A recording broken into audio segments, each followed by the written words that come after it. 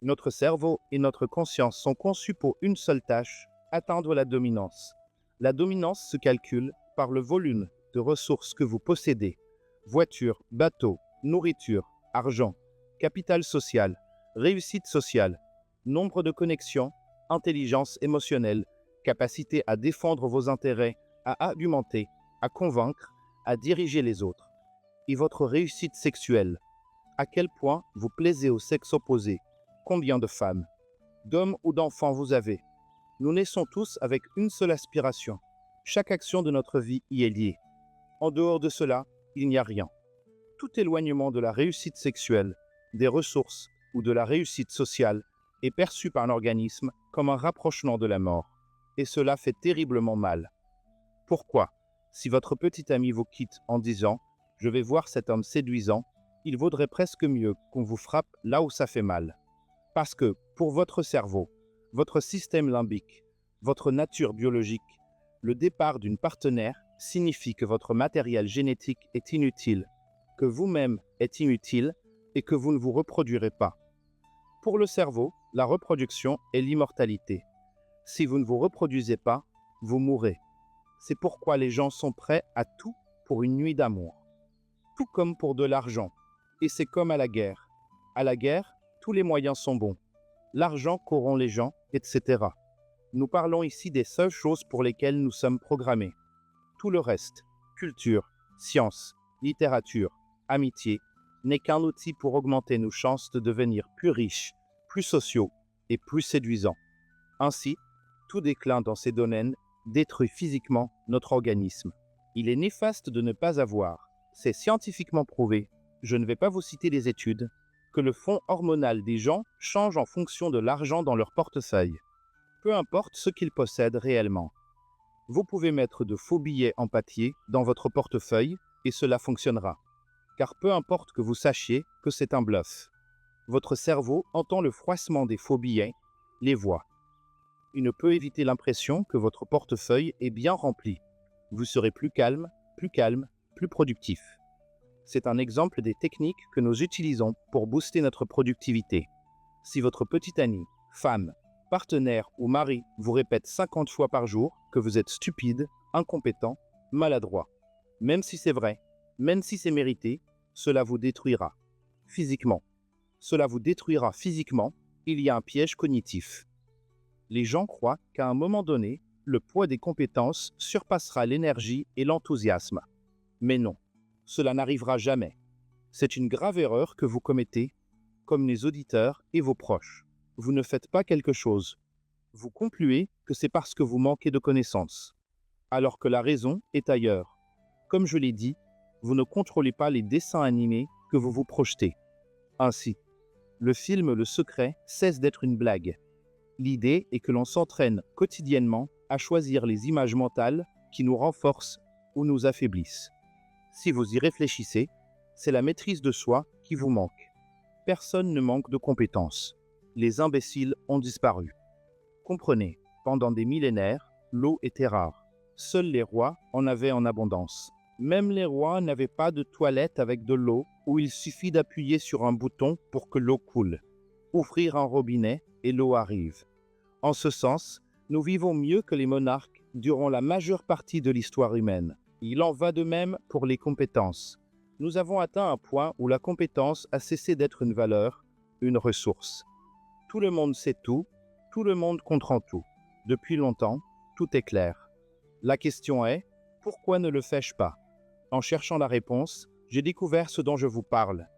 Le système nerveux, la psyché, le caractère, la conscience, tout est déterminé par l'état du système nerveux, hormonal, neurotransmetteur, et même l'immunité. Je veux parler du personal athéisme. C'est un concept que j'utilise. Cessez de réagir à la réalité pour la contrôler. Quand un terroriste entre dans une pièce et tire, les gens se divisent en deux types. Le premier reste planté, les yeux écarquillés. Le second tente de fuir ou d'attaquer. Une loi en découle. Chaque seconde passée à réagir à la réalité est une seconde perdue pour agir sur elle. Prenons deux débutants non sportifs. Devant un sac de frappe, leur tâche, apprendre à frapper du droit. Le premier Après chaque tentative, râle. Putain, merde, bordel. Vous connaissez ce sentiment quand vous essayez quelque chose de nouveau et échouez. Il s'énerve, réagit émotionnellement. Le second enchaîne les coups sans réfléchir. Un coup rate, il analyse. Je n'ai pas tourné le bras. Frappe à nouveau. J'ai oublié de baisser la mâchoire. Frappe encore. Concentration totale sur le processus. Agir, corriger, agir. En 1 heure, la différence sera flagrante. Quelle sera la différence entre eux? Le premier tentera un coup toutes les 5, 6 ou 7 secondes. Le second, toutes les 2 ou 3 secondes. En 1 heure, le volume d'essai du second sera non seulement double, mais bien supérieur. C'est à ce moment que la quantité se transforme en qualité. À la fin de l'entraînement, celui qui ne réagit pas émotionnellement, mais analyse froidement ses erreurs et s'améliore, aura progressé. Zéro émotion, zéro réaction. Aucune énergie gaspillée. Le passage du quantitatif au qualitatif se produit. Sur le long terme, la différence devient monstrueuse. C'est le premier aspect de la responsabilité personnelle. Ma vie dépend de ma capacité à agir sur la réalité. Si une bombe tombe sur ma maison, la pire réaction est de se lamenter. Putain, je reste assis ici sous les bombes. Pourquoi moi? Pourquoi ici? Boum, fini. Dans chaque situation, la loi reste la même. Chaque seconde de réaction est une seconde d'action perdue. Si vous passez des années à réagir, à vous plaindre, à tergiverser, vous accumulez des occasions manquées d'éliminer les causes de vos problèmes. Par exemple, si vous souffrez de solitude, au lieu de ruminer, parlez aux femmes, au travail, partout. Faites le travail de base, même trivial. La solution émergera d'elle-même. C'est un point crucial. Le deuxième aspect de la responsabilité personnelle, se concentrer sur ce qui est malléable par vos actions. Oui, être conscient de ce qui ne l'est pas. Proportion 90-10, je m'explique. Je me focalise sur ce que je peux faire. J'agis avec ce que j'ai, là où je suis. Je ne m'intéresse pas à ce qui aurait pu être. Je ne m'intéresse pas à ce que je ne peux pas influencer. Pour cela, il faut clairement définir vos capacités et vos limites. Beaucoup croient qu'on peut changer l'opinion d'autrui par la discussion. C'est impossible. Aucun être humain n'a jamais changé d'avis sur un sujet clé après une simple conversation. Seule une poignée de personnes sur Terre en ont le pouvoir. Une poignée. Rappelez-vous vos disputes, débats, tentatives de persuasion. Combien de fois cela a fonctionné? Les résultats sont dérisoires. Sur des milliers de tentatives, moins de 10 réussites. C'est comme écraser une mouche avec un marteau-piqueur. Un gaspillage de ressources. Observer la réalité, c'est accepter cela. Vous ne savez pas convaincre par les mots. C'est normal. Ce qui ne l'est pas, c'est de l'ignorer. Tant que vous ne reconnaîtrez pas vos limites, vous ne pourrez pas exploiter vos capacités. Ironie de la vie.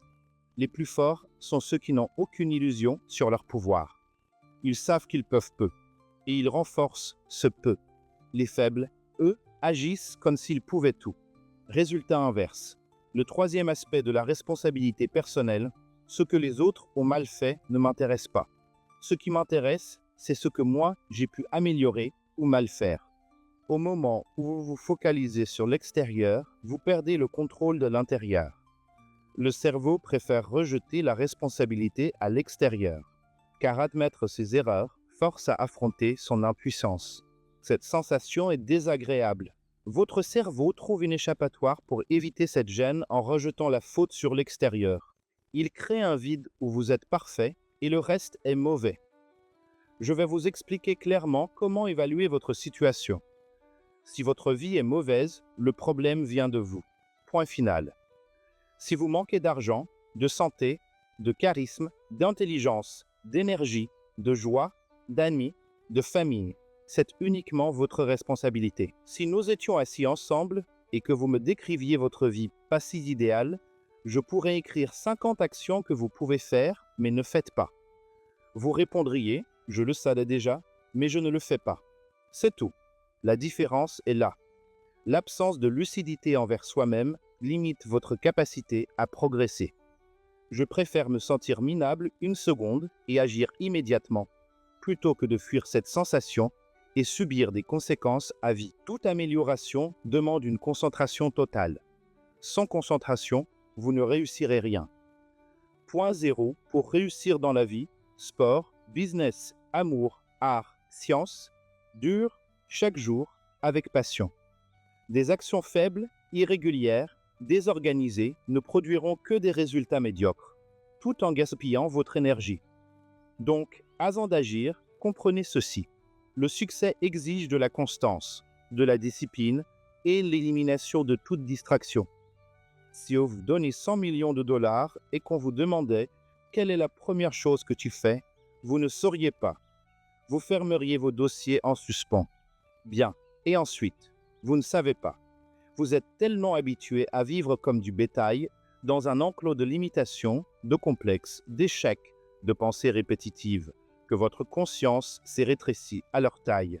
Si ces choses disparaissaient, vous seriez perdu. Votre focus s'est déplacé de vos aspirations réelles à la lutte contre des problèmes insignifiants. C'est ça, la puissance du focus. Économiser est absurde. Chaque minute passée à réduire les dépenses est une minute perdue pour trouver une stratégie de richesse radicale. Imaginez deux réalités parallèles, l'un économise frénétiquement, l'autre dépense sans compter, mais consacre tout son temps libre à devenir millionnaire. En 3 ans, le premier survivra en mangeant des clous, le second trouvera comment s'enrichir. Comprenez-vous? La clé, c'est le focus et l'espace mental libéré. Quand j'ai quitté l'université, on me demandait pourquoi ne pas concilier études et business. Parce que chaque seconde perdue à écouter des inepties était une seconde en moi pour construire mon projet. Voici les deux réalités parallèles. L'un a passé 3 ans à apprendre à économiser. Résultat, maître de l'économie, roi de l'autostop, seigneur des friperies. L'autre a dépensé sans compter, mais en se concentrant sur une seule idée, comment devenir riche. Et il a réussi. Maintenant, il a tout ce qu'il veut. Chacun récolte ce qu'il cultive. Un homme affamé peut-il apaiser sa faim sans manger? Non. Il en va de même pour la confiance en soi, la concentration, le courage, la productivité. Ce sont des paramètres physiques. Par exemple, votre taux de testostérone est probablement moyen ou bas. Suivre des formations sur la négociation, le pick-up, les affirmations, tout cela est voué à l'échec. Un homme affamé ne se rassasie qu'en mangeant. De même, sans testostérone, pas de vraie confiance. Arrêtez de combattre les symptômes. Si vous manquez de concentration ou d'agressivité, le problème n'est pas leur absence, mais votre ignorance de ce que signifie les ressentir. Vous n'avez jamais connu une vraie confiance. Vos parents ne vous ont pas appris le courage. Vous n'êtes pas un gagnant. Personne n'a jamais cru en vous. Comprenez cela pour réaliser votre potentiel multidimensionnel et croire en vos capacités. Exemple, un débutant soulève 50 kg. En 5 ans, il en soulèvera 200. Logique. Mais s'il se demande dès le premier jour comment atteindre 200 kg, il abandonnera. Parce qu'à l'étape où tu es, tu ne comprends pas encore la sensation que tu dois atteindre. Imagine, tu veux devenir champion du monde. Ce n'est que la moitié du contenu, la version complète est sur mon canal Telegram privé. Si tu es prêt à devenir plus fort, suis le lien dans la description et consulte-le.